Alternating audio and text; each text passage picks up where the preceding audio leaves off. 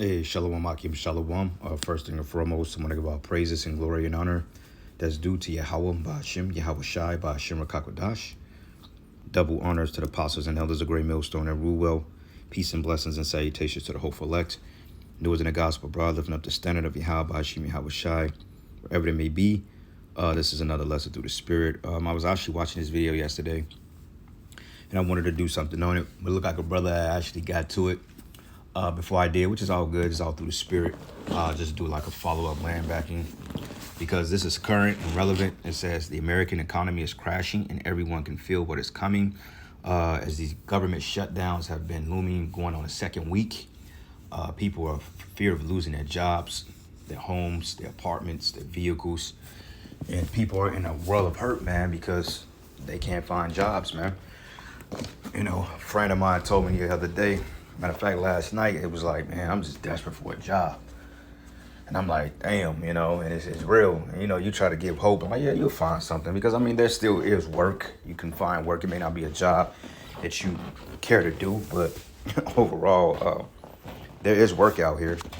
Barely, you know, from gig work to warehouse work, especially the holiday seasons, you know, retail work.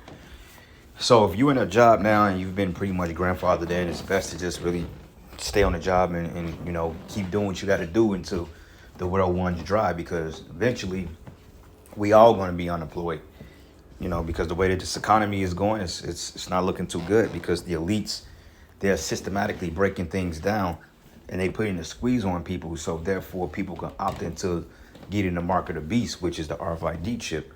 When this system completely goes offline and a digital system is erected, that's going to be the new culprit.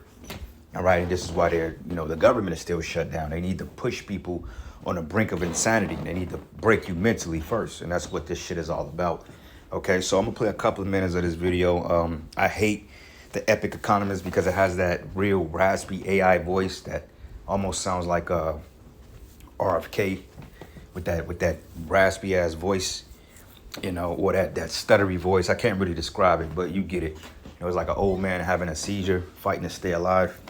But nonetheless, it's good information. It's formative, and you know, it's prophecy. So we prophesied about the good, the bad, the ugly, the sweet, and that's the job of the servants of Yahweh Ba'ashim Yahweh Shai. Okay, so let's go ahead and let's go ahead and let it do what it do. What pisses me off? While the news keeps telling you the economy is booming, real Americans are choosing between eating food and paying rent. I'm going to show you exactly what's happening through 11 videos from regular people watching their lives crumble. Now, these aren't complaints. These are economic indicators that Wall Street doesn't want you to understand. Let's start with the absolute worst case. Hey, just gonna throw this out there. If you've never had to choose between eating something or being able to pay your rent so you don't end up homeless, I really don't give a fuck what your opinions are on government assistance. Because if I'm gonna put this into a realistic perspective, my husband and I both work over 40 hours a week, right? Full time. We're not freeloaders, we're not lazy freeloaders, we're not one of those damn illegals taking our money. No, we are natural born citizens working, honestly, realistically, each closer to 60 hours a week. And it's still not even close to enough. The market is... Yeah, I remember going back into like 2018. I don't know why I thought that was like 2020, but I remember 2018, the government was shut down for like 36 days, I think. I remember because I was at work and they was talking about it, man, you know, and I was like, oh yeah, the government shut down because they failed to pass a spending bill. But what people don't understand is that through QE, quantitative easing, when it allows them to borrow money from the Fed at a nothing percent interest rate, the U.S. government's in debt to the Feds, man. They're in debt to the Federal Reserve, okay, which is a private owned bank owned by the Rothschilds, man, the Rockefellers, the elites of the world. So, I mean, you borrow money from the Fed, you're going to have to pay that back with interest. And they don't have the money. So people are dumping the dollar. They're dumping the treasuries. And these people are feeling it, okay, because the consumers will be the first ones to get consumed because, you know, their investments is, what they call secured debts and unsecured debts. But in this case, what people are possessing is really it's just like a form of collateral, but it's nothing to sustain you. Like a car that depreciates, a home, shit, that depreciates. I mean, yeah, you get equity, but over time, man, it costs more money to keep up on the house payments and the repairs. It gets overwhelming, as a lot of homeowners are now, they're just like, I don't know if I want to do this anymore. You know, because there's always something that needs to be done, and then the average home repair is going to run you between $2,000 to $20,000, depending on what you need to get done. Okay, let's not talk about foundation repair. You starting at 10 bands up to get your foundation repaired, and Lord forbid you have a tree right in your backyard that jacks up the foundation. That's $25,000 right there, depending on, you know, the severity of the damage. So, yeah. You know, but yet, you know, you got horse, you got cattle, you got livestock, you got land. Those are things that's for long-term collateral. Okay, if you got land and horses and cattle, then, you know, you'll be pretty well off, because that's constant money. But a car depreciates the minute you drive it off the fucking off the lot. And this is why they say a car is the worst investment you can invest in, because it's just a means to an end. It don't really it's just a means to an end. It don't really it benefits you by getting you back and forth, but end of the day, a car is a horrible investment, but you need them, you know, versus a horse or cattle. You know, like I said, Abraham was rich in silver and gold and livestock, the real money, cattle, land.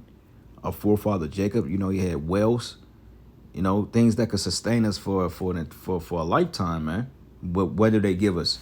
FRNs, okay? So this is the book of Ecclesiastes 12, and I'm going to start at 1. And it reads, it says, remember now thy creator in the days of thy youth, while the evil days come not, nor the years draw nigh, when thou shalt say, I have no pleasure in them. Okay, the Lord said, remember the Lord when you're younger, man. Okay, don't be like Sister Mabel and these old Jakes, man, that wait to the last minute when they got one kidney left, and you know they've lived their lives to the fullest. Now they want to seek the Lord. Nah, bro, you got to seek Yahweh Shai while he is near. Okay, the Heavenly Father desires you in your youth, because he can utilize your strengths that way to serve him. Okay, it's about him, not us. It says, while the sun or the light or the moon or the stars be not darkened, nor the clouds return after the rain. It says, in that day when the keepers of the house should tremble, and the strong men should bow themselves, and the grinders cease because they are few, and those that look out of the windows be darkened. Yeah, people are in a pessimistic state of mind. Okay, they thought that this guy Trump was going to come in and save America and make America great again. I mean, Trump won the votes. Like, really, in reality, he really won by a landslide. Okay, there was really no chance that Kamala could have won up against Trump, especially with the talking points they were both bringing out. And now people are saying, many of the liberals, the left liberals are basically saying, well, if we had Kamala in there, it would have been, no, if you would have had Kamala in there, I'm pretty sure you've been locked in third world. You probably would have already been, a draft probably would have already been reinstated. Okay, the economy would have been shit. You know, these cities would have been overrun with crime and violence, all types of stuff. So she wouldn't have made it better either. In fact, probably worse. But nonetheless, this is the Heavenly Father's program. All right, but it says here, in the days when the keepers of the house shall tremble, and the strong men shall bow themselves, and the grinders cease because they are few, and those that look out of the windows be darkened. Yeah, they're optimists. Okay, people are pessimistic about the times we're in, because now it's like, oh, if Trump didn't come and fix it, then we have no hope. So now these MAGAs and these Christian nationalists, they're pissed off, man. And they're getting ready to start showing their horns. Prime example, that devil that ran up on a brother out there in Canada, man, you know, and got his lights punched out. But you get it, you know, we in those times. All right. Booming, it's huge. No, actually, it's really not. And if you're still buying into this absolute bullshit narrative that this man is somehow making this country better, or we're in any way in a better position, or our freaking economy is booming, then you are living proof that propaganda works. And you are part of the reason our entire society is crumbling to the damn ground. TikTok has given me the opportunity and privilege of having a lot of friends across the world. And when you listen to them, as opposed to Fox News, you learn what's actually going on. Heads up, we're the laughingstock of the world right now. We are a joke. And if me, a 31-year-old little white girl, is struggling this hard to make ends meet in America, I cannot fucking imagine. Yeah, but you people don't deserve shit. All right, well, fuck, could be you a fucking American to make you entitled to everybody else's fucking good grace? No, you people ain't no different than nobody else. In fact, you worse. This is why the world don't fuck with y'all like that. Because in your mind, I'm American. I'm entitled. Fuck y'all, man. You getting exactly what the hell you deserve. You entitled ass people. This is why the Most High is getting ready to nuke you motherfuckers, man. All this is fucking entitled bullshit and pride. When in fact, y'all got this land for stealing it from our people. Let's talk about that. Bunch of fucking devils, man. These people piss me off, man, you know. Because it's like, they could do to you, but when the minute that the shoe is returned back on them, then all of a sudden, oh my God, how can you say something so horrible? Wait a minute, man. You justified yourself on massacring a continent of people. And we still ain't got all of the historical. You've killed way more people than what you're bringing out in your records, bro. They estimated from the Trail of Tears over 99 million fucking Gadites and Reubenites were put down by this devil, bro. That's a lot of people. And he made, in a short amount of time, he killed a lot of Israelites, man. This is why this is happening to you, and you ain't seen nothing yet. A little 30-year-old white girl, well, you should find a husband and stop being a hoe. That should have been the first thing.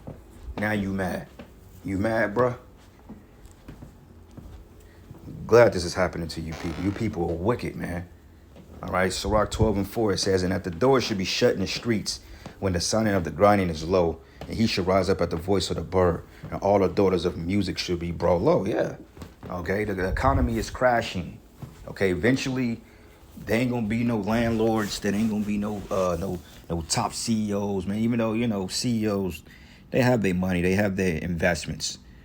They'll be all right, but for the common folk, you corporate workers and you people that work in factories and cities and state governments and these corporations, man, everybody finna be fucked in a minute. You know? Peep this. This is an article I got that was sent to me.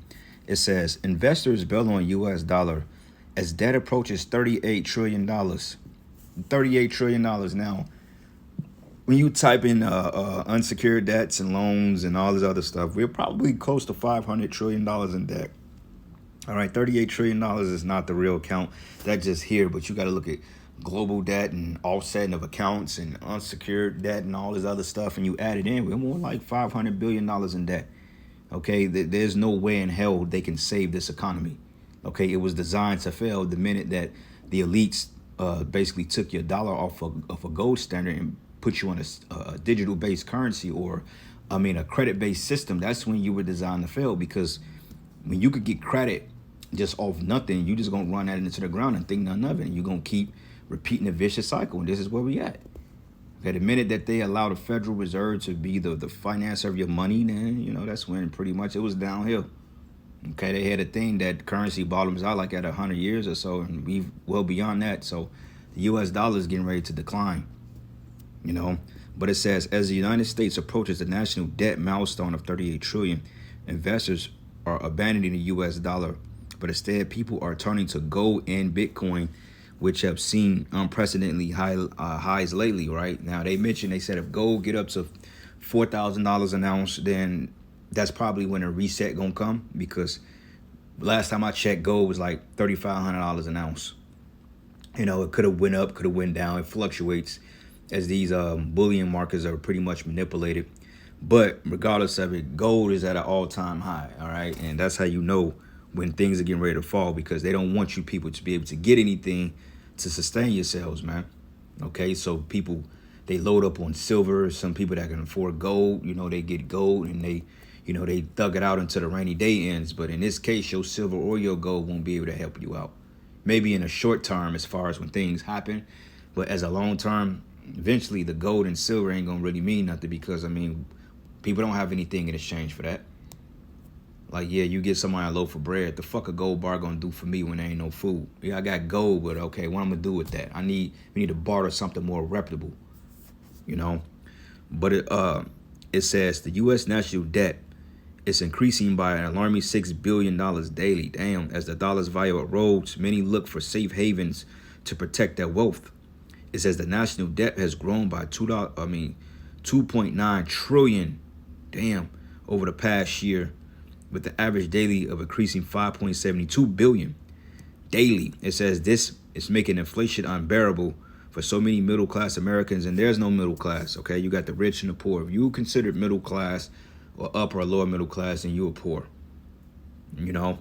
It says here, as it wipes out wealth en masse, it says this unprecedented national debt growth has exacerbated financial instability, prompting calls for urgent fiscal measures. Representatives Keith self-warned that the debt could reach 50 trillion within a decade if the current trends continue. Now, you may reach that 50 trillion by next year if y'all keep spending the way y'all spending. It says here, well, you damn sure will reach that before 2030. I'm certain of that. But it says the U.S., once a beacon of economic stability, now faces a looming financial precipice, with spending cuts and deficit reduction becoming central policy. So they're cutting federal programs, Social Security, certain things, sooner or later they're going to start cutting healthcare. They're going to start cutting child support. All this shit, man, is just getting ready to circle the drain. And it's all prophecy. But it says, according to the report by Natural News, the U.S. debt crisis is not isolated, but global debt reached a record high of $337.7 trillion by the end of the second quarter, relatively or largely driven by quantitative easing and a weakening U.S. dollar. Okay, it says in January 2020, a global debt was about 253 trillion, and it only took the world 5 years to rack up another 100 trillion in debt, which is pretty fast. It says the International Institute of France reports that without fiscal discipline, the situation could spiral out of control. It says this global shift suggests that the era of fiat currency dominance may be coming to an end, with countries and investors increasingly seeking stable alternative like Bitcoin. And you got Trump talking about this stable coin shit, which is nothing more but a CBDC, So yeah, man, it's not looking too good for the average Babylonian, man. None of these people, when you eat them once, you through, you cooked, okay, you baked,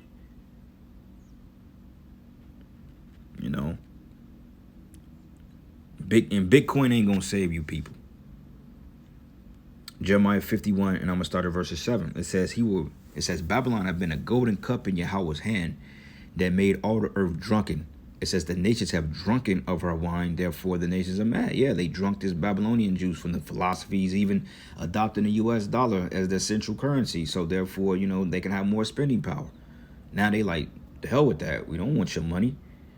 So all that money is coming back to America, and guess what? Inflation is finna go. It's finna creep up on you people. To the point, remember, eggs was damn near $20 a carton last year in certain places. Now, eggs have dramatically come down, but think about it. Eggs can be a good carton of eggs may still run you about $5.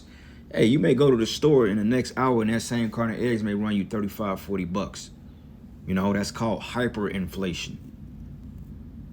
This is why a lot of times we go to car dealerships like buy here, pay here lot. See, they inflate the price right then and there. Like, I've always wondered going to one of them rinky-dink lots. I'll go in there and I'll ask some questions. I'm like, okay, this is an Impala, you got Monte Carlo. Because see, with those cars, they are high commodity. So they're able to play with the price with those. Okay, like the average, let's say if you got like a Scat, a Hellcat, a Scat, you know what I'm saying? Shit the niggas like driving, right? So the average Hellcat full package, full sport may run you about 50, 60 G's, depending if you want it new. Now, you go to buy here, pay here lot, right? They'll have the car advertised on a lot, and they would say you put this much down, you can get the car, but they ain't gonna tell you how much the note is, because depending on your credit, they're gonna basically up the price. So if you got bad credit and you're trying to get a $50,000 car, they can easily charge you $100,000 for that interest, man. Okay, instead of you telling you, okay, this car is only $3,500 or $35,000 cash, or well, they ain't gonna tell you that because they want to get as much money out your ass as possible, which is a fraudulent system. That's usury. That's why, man, buying a new cars is like shit. You damned if you do, you damned if you don't. This is why I always suggest, if you got a decent running car and you can afford to keep it up and running and it's a decent car, keep that motherfucker, man. It's always good to have an extra set of wheels too. Just in case, but it's just like hell. You ain't got to be driving around in the 2025, man. Okay, that shit women do. Like my supervisor and stuff like that. Like I was just using her as an example. Got a brand new Lexus. I'm just like, the fuck you getting a new Lexus? You just had a fucking nice car. You traded it in for a higher payment. You might got refinance and got a decent payment, but you're just driving it based on the fact because it's just stupid. At the end of the day, I'm not finna buy no goddamn 2022, 23 Lexus, man. If I'm gonna go on a foreign trip, it's gonna be, if anything, Shit, if I buy a foreign, it's gonna be in the early 2000s, maybe mid or the late 80s or the 90s. Hell, 325i, 1988 BMW with the musty leather seats, man. You get one of those. I mean, that shit gonna cost you if you want a good one, but you know, you have your good running car versus paying fucking 90 grand for a brand new one that's gonna cost thousands of dollars to repair. To change the oil in that joint may run you about $800-900, man. So these people are cooked. They don't know. But it says Babylon has suddenly fallen and destroyed, and howl for her and take balm for her pain. If so, she may be healed. And this place ain't gonna be healed, no matter how much bailouts and stimulus checks that they pass out. At the end of the day, Babylon is circling the drain. It's through. All right. It's basically a slow bleed out. She bleeding out, man. All right. And eventually she's gonna give up the ghost. And it says, and we would have healed Babylon, but she is not healed. Forsake her and let us go everyone into his own country. For her judgment reaching into the heaven, and it's lifted up even to the skies. Yeah, the wickedness, man. So the Heavenly Father is breaking down the people's financial gain here. Like the Lord said he was going to break the staff of bread in Egypt. Hey, that's coming too, because as the economy fell, the food markets, the retail, hospitality, all that stuff going to come to a halt. And that's when the freaks going to come out, man. That's when it's going to get real bad, when people can't feed their children. If you look like you holding, they coming to visit you. So you people out there, you Edomites, Jake is coming to visit you. He's coming to a local Edomite neighborhood near you. All right. I'll bring out one more precept and I'll play some of this video and I'll end it. But we in them times, you know, stay spiritual, pay attention. All right, stay out the way. That's the best thing to do. Revelation 6:5, it says, when he had opened the third seal, I heard the third beast say, come and see. And I beheld, and lo, a black horse, and he that sat on him had a pair of balances in his hand. And I heard the voice in the midst of the four beasts say, a measure of wheat for a penny, and a measure of barley for a penny, and see that thou hurt not the oil and the wine. Yep, so there you go. The oil and the wine is the truth. Okay, the balances, you know, the captivity of Jake. And then it says a measure of wheat for a penny. When you go into that word penny, it goes to denarius, which goes into a day's wage of pay during the time of the Romans. And that was even devalued. Okay, to the point that when you go into 2 Kings 6, the besiege of Samaria, when basically a turtle dove shit or a dove's dung or a cow's head was going for what I think like 5 pieces of silver or something like that, if I'm not mistaken. It was going for an exceptional amount for something that wasn't even consumed as food. So just imagine the hell that's coming here, you know. But anyway, I'm gonna end it giving all praises and glory and honor that's due to Yahweh Bashim, Yahweh Shai. Lord's will, you were edified. Until the next lesson, Shalom. Being melon. If you're thinking of selling your home soon, you don't want to miss out on this. Not only will I buy your house fast, 120 combined work hours per week, and they still So that's the need nigga government right there. assistance. Here's the key concept you need to understand. Real wages, wages adjusted for inflation, have been flat since the 1970s. Productivity increased 77%, but compensation only rose 12%. If minimum wage kept pace with productivity, it would be $26 per hour, not $7.25. Meanwhile, CEO compensation is now, get this, 344 times the average worker salary. That's your stolen wages funding stock buybacks. So when you're working that hard and still drowning, you start making impossible choices, like this next family. I want to know how we're all doing it right now. How are we all surviving? Because things are just so fucking expensive that honestly, I'm thinking about canceling Christmas. That's how expensive things are. And it's just getting honestly really ridiculous how we're just taking this under the chin. We're just accepting it. How? I went to the bank a while back and I was getting money out of the ATM. And the lady behind me told me that she can't even afford to buy meat right now. That she's been eating pasta and just pantry items because that's how expensive things are. She also told me that she can't even afford it with 2 jobs. She had to pick up another job because she could barely afford anything to live, to pay rent. Like, where are we living? Like, how much does it take? How much is it going to take for us to just be like, collectively, we've had enough? We've had enough. You know, they already steal money. They tax us up our fucking asses. And it's still not enough. It's mind-blowing. 2 jobs and can't afford meat. The government uses something called hedonic adjustment to hide real inflation. When steak gets expensive and you switch to chicken, they say, you're still eating protein, and adjust the number down. Real meat prices up 20 to 30%. A family of 4 needs $11,700 to $14,400 yearly for food. That's 25% of take-home pay. But food isn't the only thing getting weaponized against you. Wait until you see what utility monopolies are doing.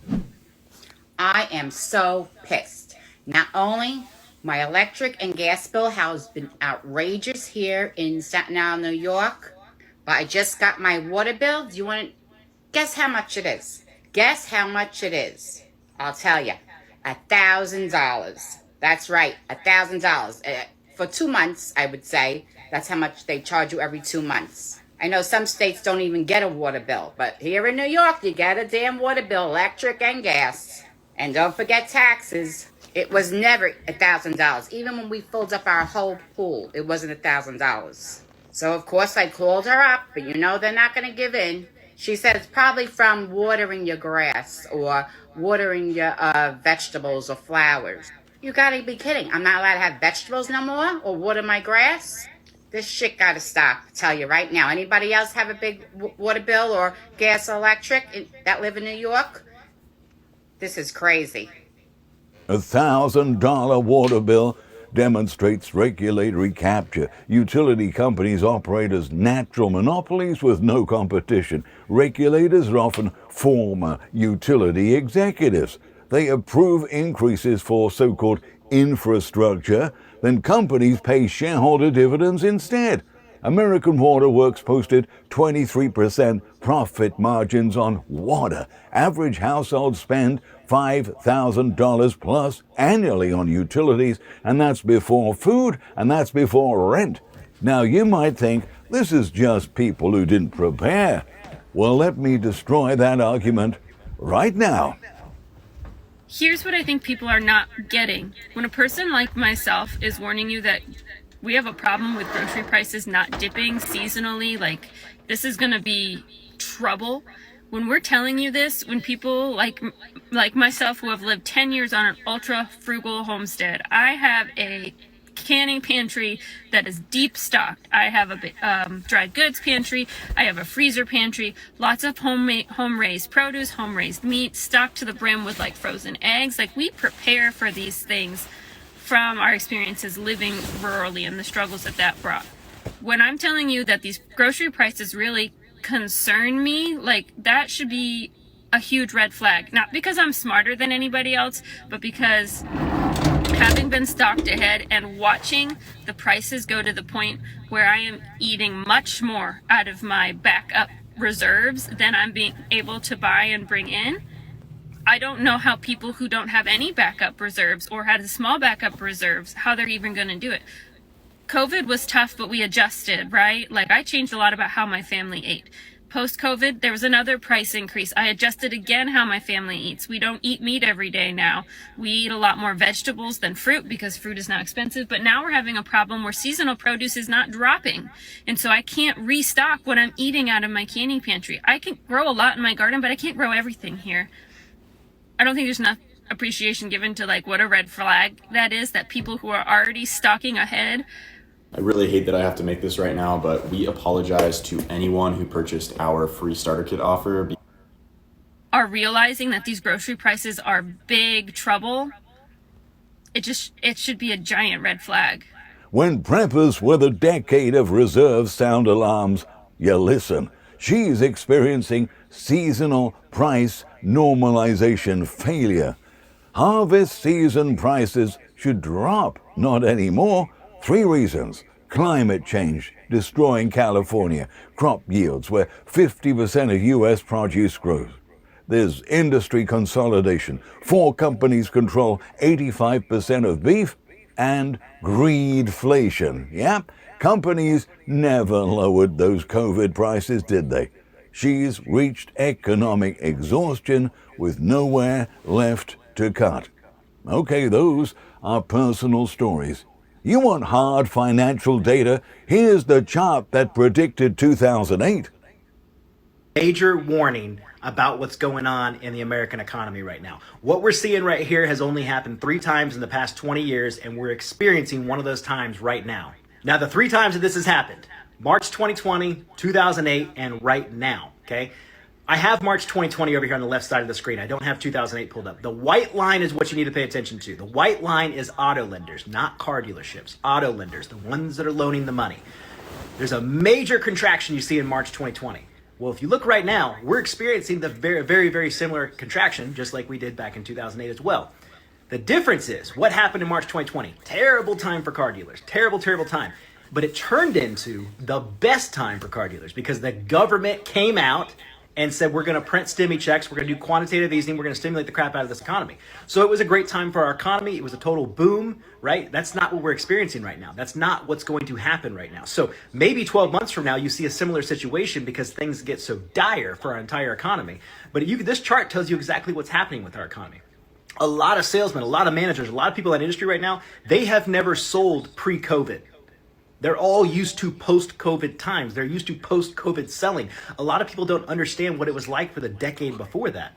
So it's going to take a lot. A lot of dealers are going to have to change the way they're doing things. They're going to have to actually sell. They're going to have to focus on trading their people. It's going to be an interesting time. And our economy is letting us know exactly what's coming. We know a recession is here. And this is just another final thing letting you know we're in the middle of it. Now this shows auto loan originations, a leading